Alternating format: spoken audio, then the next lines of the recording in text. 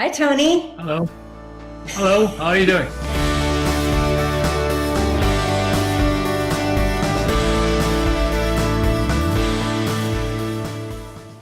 Okay. Well, I'm really excited to get to talk to you. I haven't spoken to you since I saw The Father, which is just such an extraordinary movie. It's such an amazing performance. Everything all right? Who are you? Actually, it's me, Paul. Who? I live here.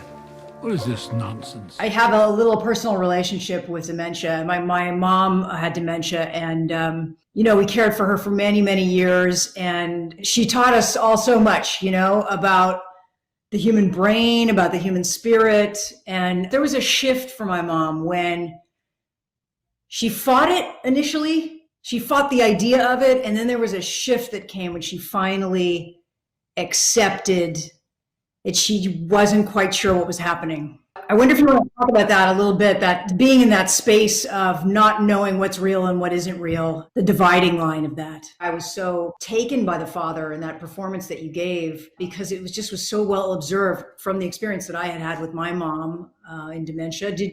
What kind of research did you do for the project for The Father? None really. The script was so good. The two scripts that had that immediate impact on me, and the one was Silence of the Lambs and The Father. It was so clearly written. Ted Talley wrote that one, and Christopher Hampton wrote this one. So I didn't have to do any research. And being an old guy now, I was able to easily fall into it. So if I understand correctly, you're leaving me. Is that it? You're abandoning me. Dad.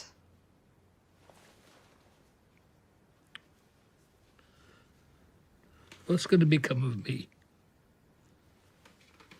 I've observed it. I've seen it in the other families where a member had dementia, and it was painful for the family.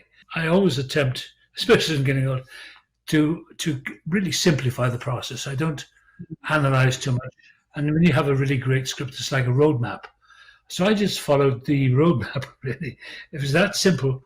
And because I didn't have to act old, because I'm old, I'm 83 now.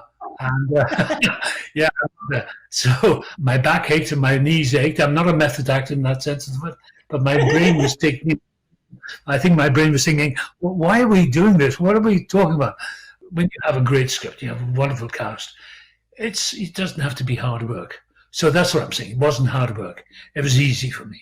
I've been around a long time, and at that age.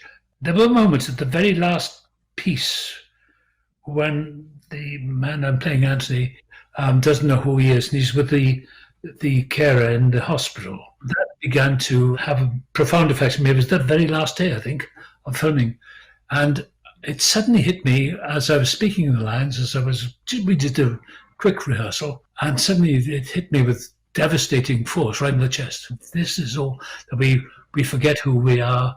We forget all our anchors. We forget everything. Why do you keep looking as if there's something wrong? Everything is fine.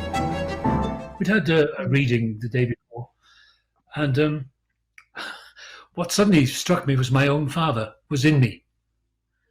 Because I had lines written, and I said, and I'm always on to her, saying, no, I'm nagging at her, my daughter in the film. And my father was like that as he was dying. Yeah, you don't know. Because he was frightened, he was afraid, and he was not mean, just a rascal, but scared. It took a lot of patience to say, okay. My mother would try to help me. She said, leave me alone.